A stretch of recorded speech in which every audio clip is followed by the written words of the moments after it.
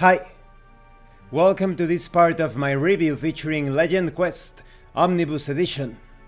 If you haven't seen the other parts of my review featuring this old school classic fantasy role-playing game, please check out the playlist in the description below. This time we are going to talk about a very interesting subsection: Adventurers versus Combatants. Even if your character is a fighting man or woman, that doesn't mean that character is going to be an efficient or professional adventurer. They lack that edge. Every time your guard, your knight, your alchemist, your enchanter is going on an adventure, unless you have experienced the terrain, the environment of that particular adventure, you're going to suffer a penalty on initiative, defense, and sensing rolls. After experiencing adventures in that terrain, let's say for perhaps a few weeks or a month, then you will become acclimated, adjusted to that particular terrain, and you won't suffer that penalty any longer. So this is very realistic, especially, for example, for professions or classes that are not particularly suited for the adventuring life. In the case of the enchanter, the alchemist, and other lab work sort of characters, they are going to have a difficult time in many situations. But when it comes to, like I said, guards, trained soldiers, anything that has to do with action, fighting, violence, they are going to be better suited in different situations. So for example, someone who belongs to the city guard is going to do quite well in city-related adventures. But if you take that same guard and put him or her in ruins, caverns, mountains, swamps, he or she is going to be completely out of her or his terrain or area of expertise. And there is an optional rule that adds even more realism to this situation. Depending on the environment, you could also suffer a penalty. That is, even if you are an explorer, an adventurer who specializes in the forest, that doesn't mean that you're going to be doing well in a desert.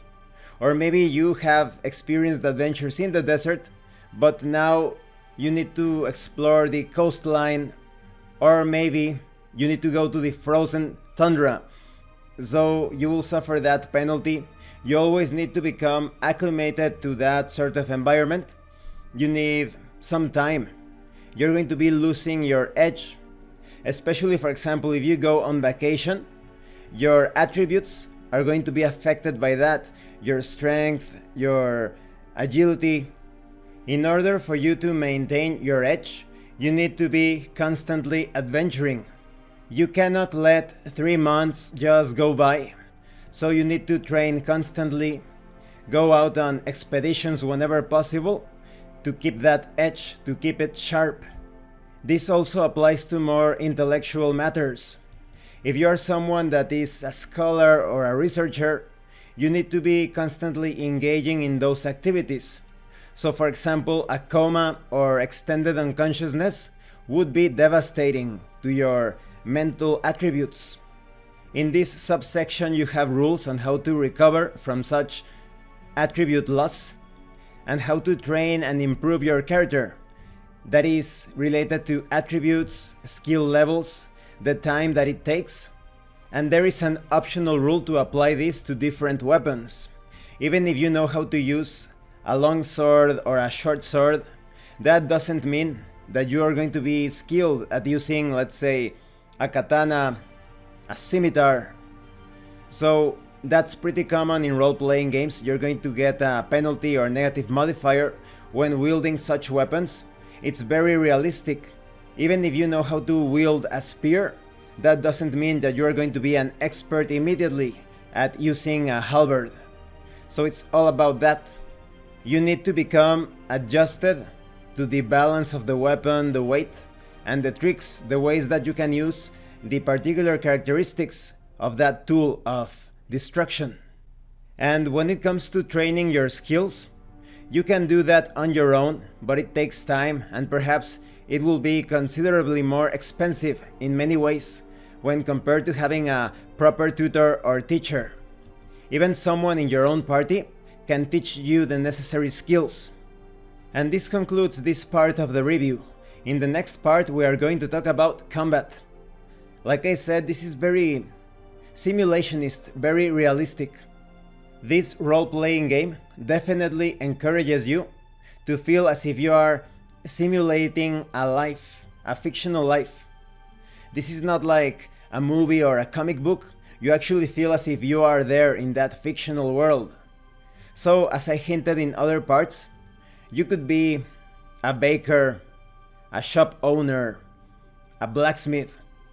But if you want to be an adventurer as well, you need to keep on going, you need to keep on training, experiencing and experimenting with your skills, your attributes. So if you want to keep some other profession unrelated to adventuring, you're going to have to find the time to juggle both activities. Perhaps, like I said, maybe you are selling something and you close shop for half of the day and then you go out into the woods to hunt. Or perhaps you are offering your services to find missing people, to look for lost objects, etc. And of course, you can always be a full-time adventurer.